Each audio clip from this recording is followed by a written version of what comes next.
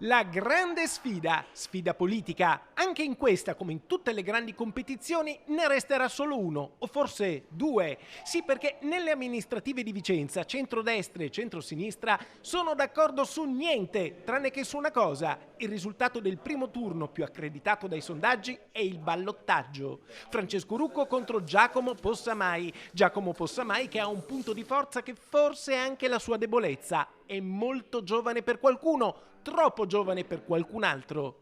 Francesco Rucco ha esperienza, ha gestito bene la pandemia, ma ha atteso troppo a ricandidarsi. 5 anni fa non aspettò nessuno e alla fine si trascinò dietro i partiti e quella fu una scelta vincente. A sostenerlo, oggi come allora, la stessa coalizione che governa a livello nazionale è in Regione Veneto: Fratelli d'Italia, Lega e Forza Italia. A centrosinistra invece c'è un'alleanza insolita. Il terzo polo di Calenda e Renzi sta con il Partito Democratico di Elly Schlein, con cui però polemizza a livello nazionale. Un matrimonio politico che a Vicenza ha portato il polo di centro a coalizzarsi pure con Sinistra Italiana ed Europa Verde.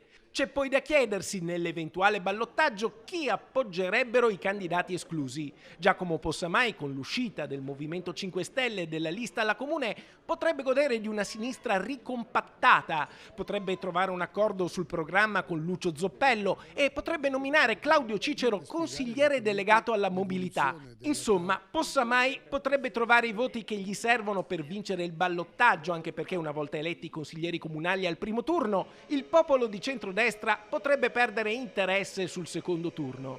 Però Francesco Rucco ha una speranza: tra i due contendenti è lui quello più vicino a vincere al primo turno. Potrebbe essere di poco, potrebbe essere per un'inezia imponderabile che nessun sondaggio rileva, calcola. Non è matematica o statistica. In politica a volte 1 più 1 fa 3. Non è una scienza esatta, è l'umore dei cittadini, degli elettori, l'intuizione nascosta nella cabina elettorale che, come la vita, a volte è imprevedibile.